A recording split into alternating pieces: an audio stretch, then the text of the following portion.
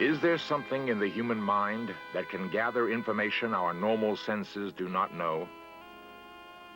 Can a psychic, guided only by paranormal powers, reach out with some portion of himself to describe an unknown wreck on the ocean floor? In prehistoric times, Santa Catalina was once part of Southern California. Free from pollution, the island is an ideal location for oceanographers. It is the home of the Institute for Marine and Coastal Studies, an internationally renowned center for the scientific study of the seas. It was here that an unusual team of psychics and scientists, known as the Mobius Group, came to demonstrate a never-before-tested psychic ability.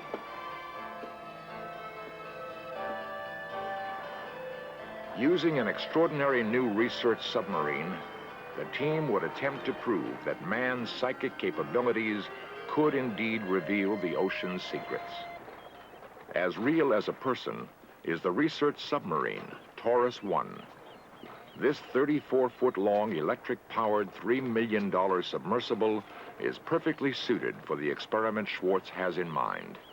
With her large viewport, more than 1,000-foot depth limit, and the ability to retrieve objects from the sea floor, Taurus 1 offers the Mobius Group a real chance to prove their psychic claims.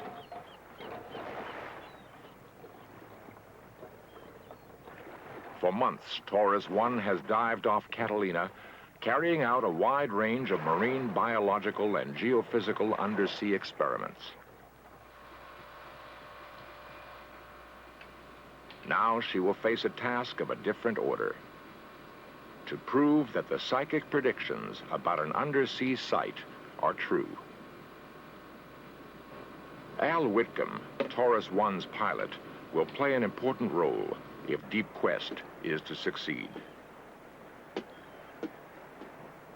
Al, we believe that somewhere in these waters we're going to make a psychic hit. About how far out can we go and get a reasonable day's dive?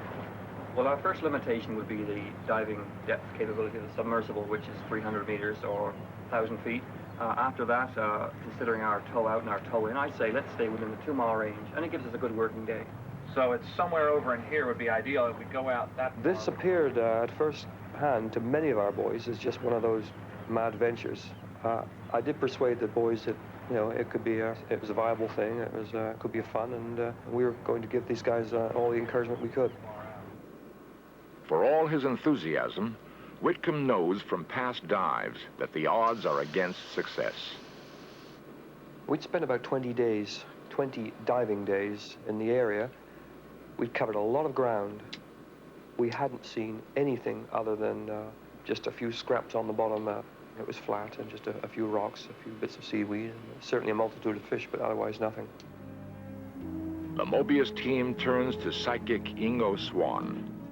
Well, it takes a lot of guts to accept a challenge like this. The task Schwartz assigns the psychics: use your powers to locate an archaeological site of your choosing in the waters off Catalina.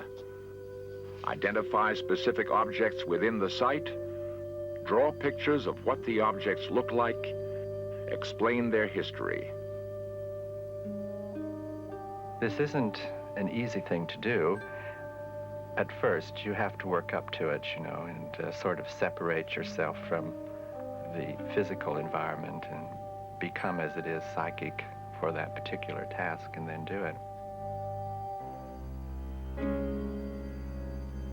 Swan has never been to Catalina, is not an expert on nautical history, and has been given no other guidance but the chart and the questions. Using only his psychic insight, he develops a list of items he believes are on the ocean floor. Like that thing. Okay. Hella Hammond is the other psychic involved. That's about right. Like Swan, she has no familiarity with Catalina or marine archaeology. I just sort of look at the map, not as much with my eyes as sort of get the feeling of it, and I tend to feel a heaviness in certain areas, and that's where I mark the map. One of the charges leveled at psychic researchers is that experiments are rarely witnessed in their entirety by an uninvolved, credible observer. To meet this criticism, Dr. Ann Cale, whose NASA satellite work has gained her international respect, is asked to accompany the team and control all original documentation to avoid charges of fraud. The team is now complete. Reputations are on the line. Over the past 10 years, more than 4,000 dives have been made in this area. Is it conceivable that the most thoroughly studied depths on the California coast can still yield secrets to the past? Only one step remains. The night before the dive, Institute official Brad Veek, himself a career submariner, takes the charts made by the psychics and prepares a composite chart which will be used to guide the team to their chosen target. He is amazed that both psychics have independently selected the same site, a few hundred yards out of a total area of more than 1,500 square miles. There is also a long list of specific objects, including winches, chain, and other remains of a wooden ship which had blown up and sunk. As Veek prepares the composite, Hammond feels impelled to reach out yet again through the dark ocean depths. Driven by an impulse she herself does not understand, there emerges in her mind a clear vision of several artifacts, including an enigmatic block. As with all the psychic predictions, this strange, volunteered insight is logged into the experimental record. Will such a block be there?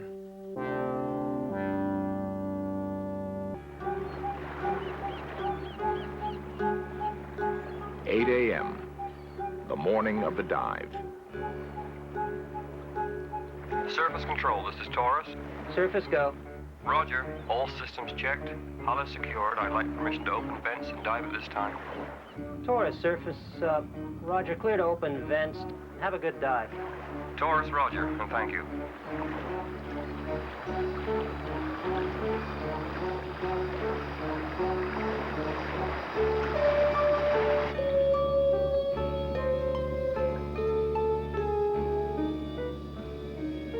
Surface Taurus.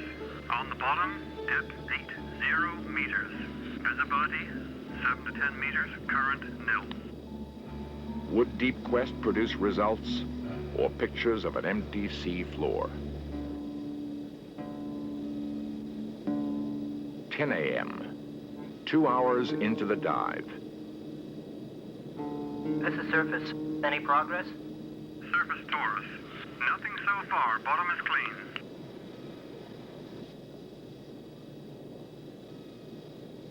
Surface Taurus. We're having trouble locating our position relative to the target. There just isn't any landmarks down here. 11 a.m., 3 hours into the dive.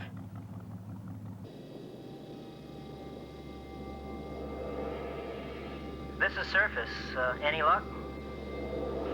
Surface, negative on that. We cannot find the location, or I guess there's nothing there. Taurus, blow some air premier tanks. We'll try and fix your location relative to the psychic's target area. Surface, Roger. We have your bubbles, Taurus, but you're nowhere near the target area. Taurus, it's now 1200. We've been at this for half a day. To resolve her location difficulties, the Taurus asks the surface ship to lower a sonar homing device. The surface ship is directly above the predicted target.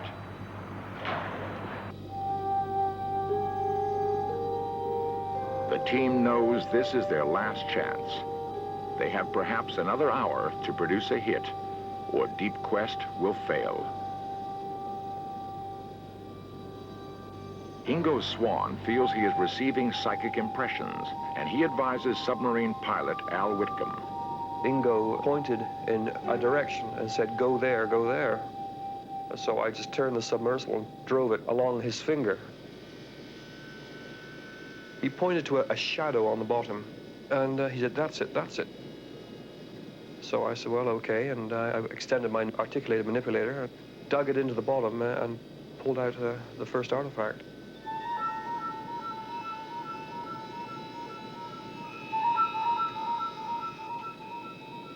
It was astounding because, to me, it wasn't there, period.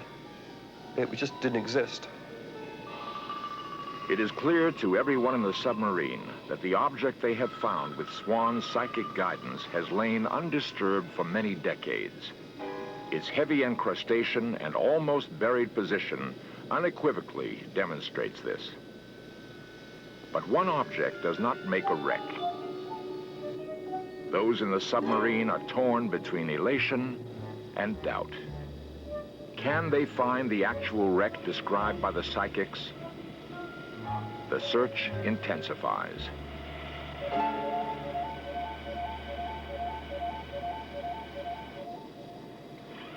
That was that contact. Hey, we've got something. God, it's part of a ship. Hey, we found an artifact! We did it! No, don't do that. It is the windswept. You see the drum? Yeah, that's the drum. Roger, we have our first positive contact, a piece of machinery in front of us, and... It gave us the immediate feeling that we're there right on site. There's no way people throw winches overboard. It had to be from the deck of a ship that went down. Taurus 1 glides over the target area, illuminating relic after relic. I believe we have a ship's wheel with a long shaft on it, over. Roger.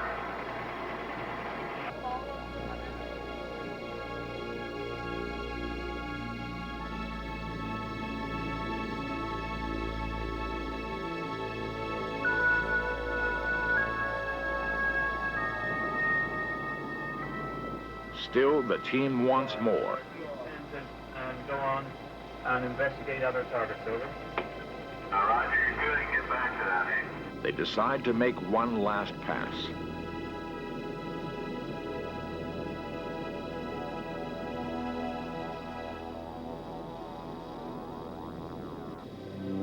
Hella Hamid's block, the strange monolith she had predicted.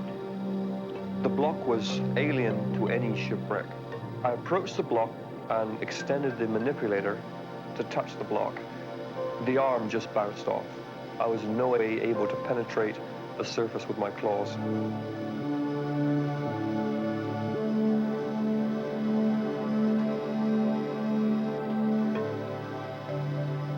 Such a unique psychic prediction coming true stuns Schwartz. I'm not sure we'll ever know exactly what it was. The fact is that a woman who was in every way a perfectly normal person somehow reached out with her mind and accurately saw and was able to draw something that should not have been there. Here was clear confirmation of the psychic's description of a sunken ship. Here were the chains, pipes, and debris, and Hamid's block. With nothing more than the psychic predictions on charts and Ingo Swan's on-site guidance for fine-tuning, Deep Quest has made history.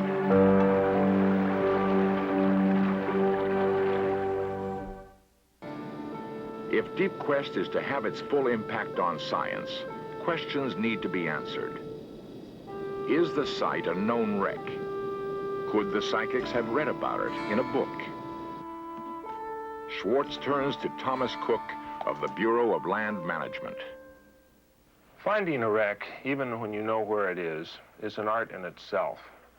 It is very, very difficult to get back to the same spot on the ocean floor, even when you know exactly the point that you've seen before. We have had to go through, catalog, and identify all of the existing known wrecks or suspected wrecks, which number better than 1,100 wrecks. Taking a look at the over 53 wrecks reported in the Catalina Island area, I am convinced that there has been no known reported wreck in this area or of a ship of this type. Finally, all the information is reviewed by the director of the Institute for Marine and Coastal Studies of the University of Southern California, Don Walsh. Could Deep Quest be a fraud? There are a lot of difficulties, and I don't see that they could have put together such an elaborate scheme, because we know diving, we know submersibles, we know oceanography, and they had to beat us across the board in all of these things. But the salting of the site, that is putting these items down that were later described by the psychics, would be a very difficult thing to do, because 270 feet of water is clearly beyond the depths of most divers. But I'm just saying that from my knowledge of the oceans and ocean engineering and the parameters involved, it's extremely difficult in this case.